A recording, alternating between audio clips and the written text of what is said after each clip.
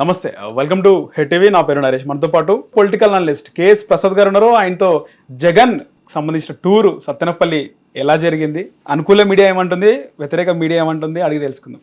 Sir నమస్తే. నమస్తే అండి. జగన్ సత్తెనపల్లి టూరు అంటే వ్యతిరేకులు కూడా మాట్లాడుకుంటున్న వేళ జగన్ గురించి ఇంత క్రౌడ్ వచ్చిరు అని చెప్పేసి. సో అంత వచ్చిన క్రౌడ్కి జగన్ టూరు ఆ విశేషాలు ఎలా ఉన్నాయి మీ మాటల్లో? అనుకూల మీడియా అనగానే మీరు నవ్విన నవ్వు వాళ్ళు అనుకూలంగా ఉన్నట్టుగా అనిపిస్తూ దాన్ని విశ్లేషిద్దామని అనిపించింది.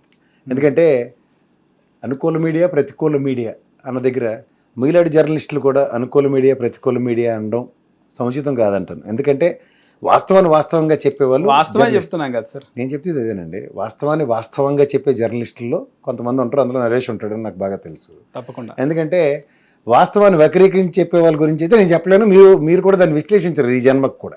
అంటే అభూత కల్పనలను వాళ్ళు చెప్పిందే. అలా గంగతో రాంబాబు సినిమాలో బ్రహ్మానందం గల్లా కూర్చున్న వరకు మనం ఎవరూ ఏం చేయలేం. వాడు ఒక preconceived concept oriented stories narrate చేసి అవి ప్రజల్లోకి ఇంజెక్ట్ చేసి దానిలోంచి రెసిప్రొకేటివ్ యాటిట్యూడ్లో ఎక్స్పెక్టేషన్స్ పెంచుకొని మాట్లాడుతున్నారు. మీకు సింపుల్ ఎగ్జాంపుల్ చెప్తా. ముందు రోజు అసలు ఆ నెరేషన్స్ ఎట్లా ఇచ్చారంటే ఏదో యాజ్ ఇఫ్ అన్నట్టుగా. మనకు చూడండి, చిన్నప్పుడు తాతలు మామలు ఇంట్లో పడుకోబోయే ముందు మనకి కాకమ్మ కథలు చెప్పి పడుకోబెట్టేవారు. అలా వీళ్ళు ఆల్రెడీ ప్రజల్ని ఒక నెగిటివ్ ట్రాన్స్లోకి తీసుకెళ్ళి ఒక కథని పోర్ట్రేట్ చేసి నెక్స్ట్ వన్కి డేకి అది వాస్తవానికి దగ్గరగాను విరుద్ధంగాను. ఇప్పుడు వాళ్ళ స్క్రిప్టెడ్ ప్రోగ్రాంలో నిన్న రామారెడ్డి గారిని కూర్చోబెట్టి గౌరవ క్యాబినెట్ మంత్రి గారిని జగన్మోహన్ రెడ్డి దాంట్లో ప్రమాదంలో ఇద్దరు చచ్చిపోయారని పుట్టని కబుర్లు చెప్పారు. ఇవాళ 7 కేసులు పెట్టారు.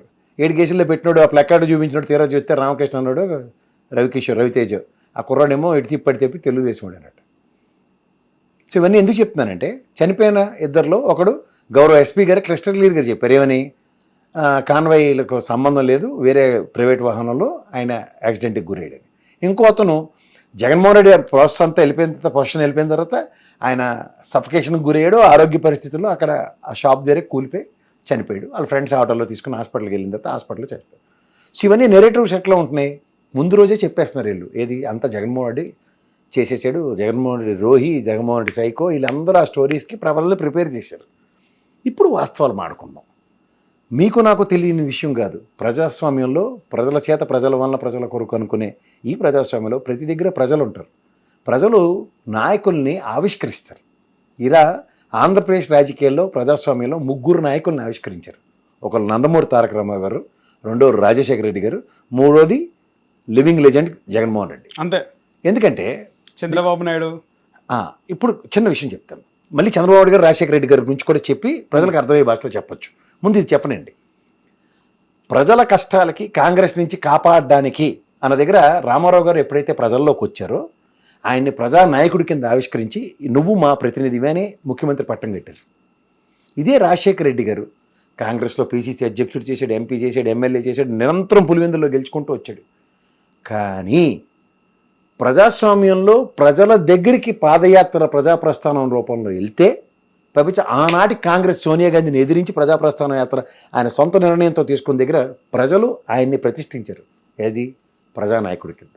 అలా జగన్మోహన్ రెడ్డి గారు కూడా పార్టీ తనంతట తానే పెట్టుకుని తను ప్రజల్లోకి ఎప్పుడైతే పాదయాత్ర చేసేదాకా ముఖ్యమంత్రి చేయలేదు.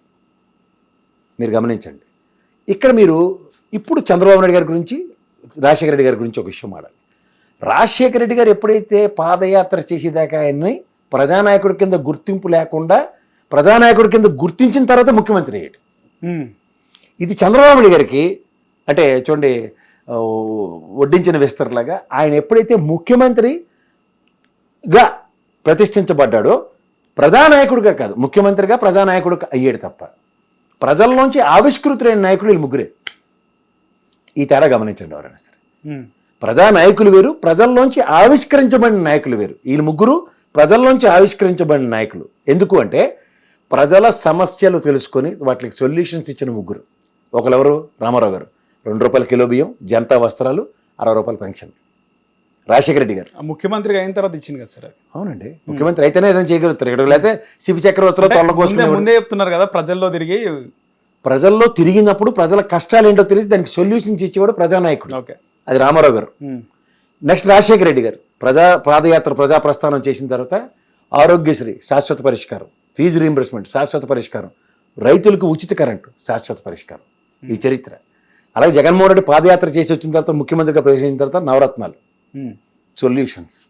ఇలా చంద్రబాబు గారు ఏమైనా సొల్యూషన్స్ ఒకటి చెప్పండి. ఇది ఆయన ప్రజానాయకుడు. కూడా తిరిగింది కదా సార్, ప్రజల్లో తిరిగింది నేను కదా. అదే చెప్తున్నా. ఒకసారి ఓడిపోయిన తర్వాత తిరిగింది కదా ఆయన. తిరిగారు, ముఖ్యమంత్రి అయ్యారు, మళ్ళీ పట్టం కట్టారు. పట్టం కట్టారు. నేను దాన్ని అంటలే, కానీ ప్రజానాయకుడిగా ప్రజల ఇతిగతులు సాధక బాధకాలు ఆయనకు ఆ అవకాశం రాలేదు సార్, డైరెక్ట్ సీఎం కుర్చీ వచ్చింది కదా. నేను మళ్ళీ చెప్తుంది, మీరు వినట్లేదు, కాంట్రాడిక్ట్ చేసి మధ్యలో దొరకండి.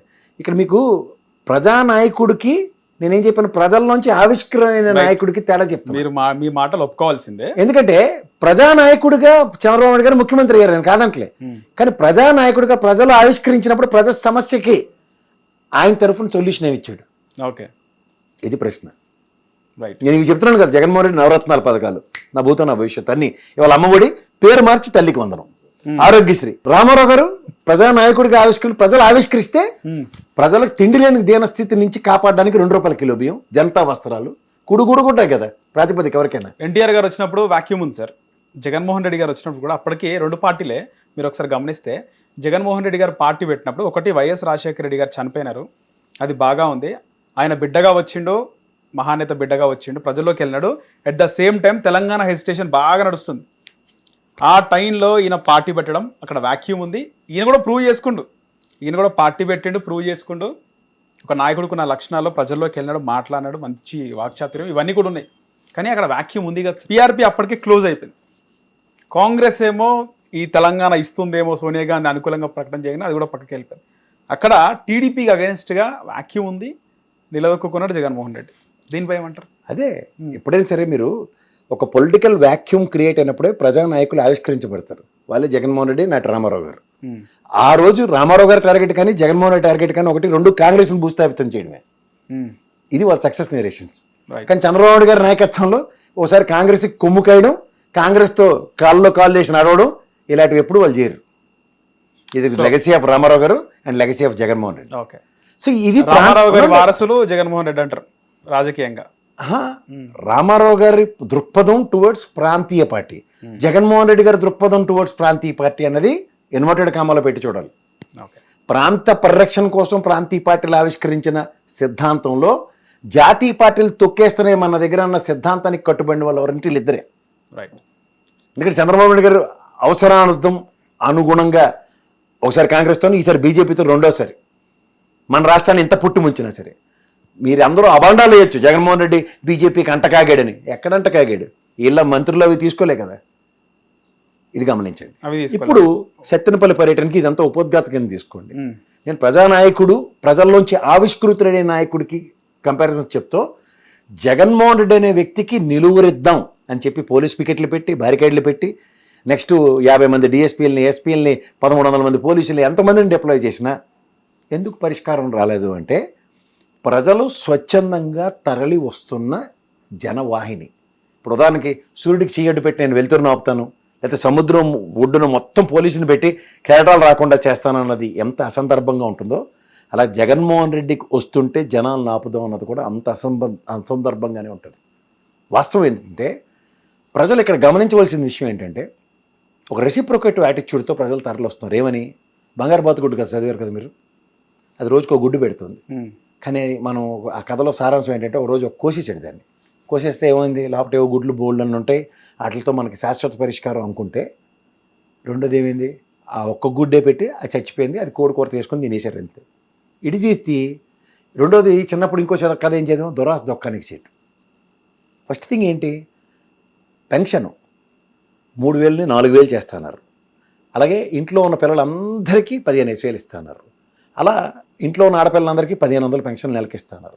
50 సంవత్సరాలు దాటిన వాళ్ళందరికీ పెన్షన్లు ఇస్తున్నారు, ఎస్సీలు, ఎస్టీలకి, బీసీలకి. ఇవన్నీ అట్రాక్టివ్గా ఉన్నాయి. ఉచిత బస్సు కానీ ఇలాంటివన్నీ చూసిన తర్వాత 3 సిలిండర్లు అన్నారు. ఇవి బాగున్నాయి అని చెప్పి టెంప్ట్ అయిన ప్రజలకి జగన్మోహన్ రెడ్డి నెత్తి నోరు కొట్టుకుని చెప్తూనే ఉన్నాడు, ఇలా చూడండి, నేను చేసింది మంచి అనిపిస్తే నాకు ఓటేయండి, లేదంటే మీ ఇష్టం, రాష్ట్ర ఖజానా ఇంతే ఉంది, ఇంతకు మించి తేడం కష్టం అని చెప్పినప్పుడు ప్రజలు ఏం చేశారు? నేను చెప్పిన బంగారు బాతుగొడ్డు కదా, దురాస దొక్కానికి సీటు కదాగా తిరిగి 3000ది 4000. ఎందుకంటే 1000 రూపాయలది 2000 చేశారు చంద్రబాబు నాయుడు గారు పెన్షన్ ఎలక్షన్స్ ముందు. 2 నెలలు 3 నెలలు ఇచ్చారు. దాన్ని స్టాండర్డ్గా 5 సంవత్సరాల పాటు 250 పెంచుతూ 3000 చేశాడు. ఇతనేంటి రాగానే 4000 చేస్తానన్నాడు. ఇది అట్రాక్టివ్. రెండోది ఇంటిలిపాదికి ఉన్న పిల్లలందరికీ ఇస్తానంటున్నారు. ఆయన మేనిఫెస్టో ఒకసారి చూస్తే ఈ చదువుకునే పిల్లలకి ప్రోత్సాహకంగా అమ్మకి అమ్మ ఒడి పథకంగా 15,000 ఇస్తాన్నాడు. అందులో భారతం ఎక్కడో ఒక సభలో మాట్లాడుతూ పిల్లలు చదువుకున్న వాళ్ళందరికీ 15,000 ఇస్తారని పొరపాటు మాడింది తప్ప మేనిఫెస్టోలో చాలా క్లియర్గా చెప్పారు వాళ్ళు. సో ఈ డిఫరెన్స్లో ప్రజలకి సంవత్సరం పాటు తీవ్ర నష్టం పోయారు. ఏది ఏ పథకం రాక ఓన్లీ పెన్షన్ తప్ప. ఇక్కడ అమ్మఒడి పథకం కూడా ఈరోజు ఇంప్లిమెంట్ చేశారు. గతంలో రెండో పథకం గ్యాస్ సిలిండర్ ఇచ్చారు, 3 వస్తారని చెప్పి ఒకటే ఇచ్చారు. అది కూడా ఎంతోమందికి 45 రోజులు 90 రోజులు ఇంకా డబ్బులు రాని వాళ్ళు చాలామంది ఉన్నారు. పైవాళ్ళ కేశవ గారు కూడా బడ్జెట్లో చెప్పిన మాటలు ఇవ్వండి. ఇంకా మూడోది ఈ అమ్మఒడి ఏదైతే ఉందో తల్లికి వందనం కింద పరివర్తన చెంది ఇంటిలిపాదికి ఇస్తామన్న దగ్గర లెక్కలు క్లియర్గా చెప్తున్నాయి. ఆ రోజు 65 లక్షల మంది తల్లులకి తల్లికి వందనం ఇస్తే ఈరోజు రాష్ట్రంలో దగ్గర 87 లక్షల మంది చదువుకునే పిల్లలు ఉన్నారు. 87 లక్షల మందికి ఎంతమందికి ఇచ్చారు చూడండి ఒకసారి. బడ్జెట్ 13,130 కోట్లు కావాలి ఆ పిల్లలందరికీ ఇవ్వాలంటే. వీళ్ళు 8,000 కోట్లు పెట్టి ఎవరి ముక్కులో పెట్టడానికి ఇచ్చారు అంటే 5,000 కోట్లు డిఫరెన్స్ ఉంది. 13,000 కోట్లకే వీళ్ళు ఇచ్చిన 8,000 కోట్లు. ఇది కాక గత సంవత్సరం 13,000 కోట్లు ఇవ్వలేదు. పోనీ 8,000 కోట్లు ఎలకేషన్ లేదు, 13,000 కోట్లు. టోటల్ 18,000 కోట్లు నష్టపోయి ఉన్నారు అమ్మఒడి పథకం ప్రకారం. ఉదాహరణకి తల్లికి వందనం 3 సిలిండర్లు ఇప్పటిదాకా ఇచ్చిన వాటిలో ఒకటే సిలిండర్ ఇచ్చారు. ఈ సంవత్సరంకి ఇంకా దిక్కులే. సంవత్సరం పరిపాలన అయిపోయింది వాళ్ళది. అండ్ మీరు చెప్పిన పెన్షన్ అదొకటే 4,000 వస్తుంది. సో ఈ ప్రాస్పెక్టివ్లో మీరు చెప్పిన మాట వినకుండా మేము మోసపోయామని ముఖం చూపించలేక మీకు 11 స్థానాలు ఇచ్చామని చెప్పి కృతజ్ఞతని విశ్వాసాన్ని చాటుకోవడానికి ప్రజలు స్వచ్ఛందంగా తరలిస్తున్నారు. అది కూడా మీరు బ్యారికేడ్లు పెట్టినా పొలాలు అడ్డుగా పరిగెట్టుకొస్తున్నారు, పొలాల్లో కాలిబాట్లు క్రియేట్ చేసుకొస్తున్నారు, ముస్లిం ముతకాన్ని కూడా ఆలోచించకుండా చెప్పులు లేకుండా పరిగెట్టుకుని వస్తున్నారు. ఈ ప్రజా వెల్లువని నిలువరించడం వీళ్ళకి సాధ్యం కాక ఏం చేయాలో తెలియని దిక్కుచోసిన స్థితిలోనే ఉన్నారు.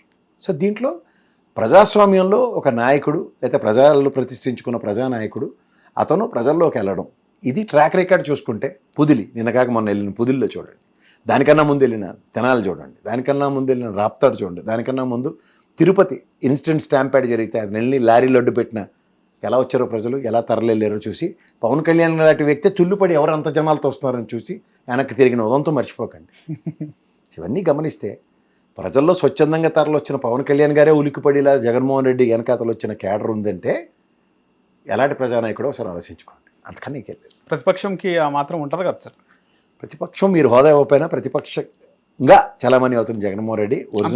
ఇవ్వకపోయినా కూడా చలామణి అయినట్టే కదా ఆపోజిషన్. ఎందుకంటే మీకు ఒక మాట చెప్తా, ప్రజలకి ప్రభుత్వ వ్యతిరేకతని తెలియజెప్పడానికి వాళ్ళ ఆక్రందన చెప్పుకోవడానికి ఇటు చూస్తే వీళ్ళందరూ కూటమిగా ఉన్నారు. కానీ ఇవన్నీ ఓట్ల రూపంలో పడే అవకాశం ఉంటుందా భవిష్యత్? తర్వాత విషయం సార్.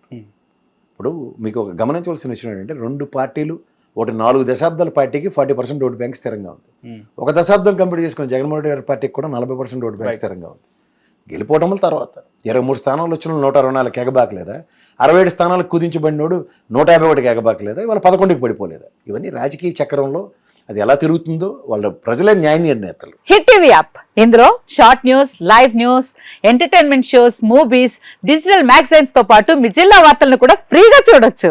ఇంకెందుకు ఆలస్యం, వెంటనే హిట్ టీవీ యాప్ ని డౌన్లోడ్ చేసుకుని ఫ్రీగా ఎంటర్టైన్మెంట్ పొందండి. Hit TV app. Hit TV app. Please download hit TV app. Hit TV app ని ఫ్రీగా డౌన్లోడ్ చేసుకొని ఎంజాయ్ చేయండి. మీకు నచ్చిన ఎంటర్టైన్మెంట్ కోసం హిట్ టీవీ యాప్ ని ఫ్రీగా డౌన్లోడ్ చేసుకుని ఎంజాయ్ చేయండి. హిట్ టీవీ యాప్ ని డౌన్లోడ్ చేసుకుని ఆస్వాదించండి, ఆశీర్వదించండి. ఇంతమంది సెలబ్రిటీలు హిట్ టీవీ యాప్ ని డౌన్లోడ్ చేసుకోండి అని చెప్తున్నారంటే ఎంత మంచి యాప్ ఆలోచించండి.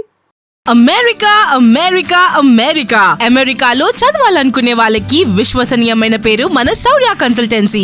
UK లో 1 year masters. UK లో 1 year masters. 2 years work permit up to 5 years visa. Contact Saurya Consultancy. Contact 89851 89851.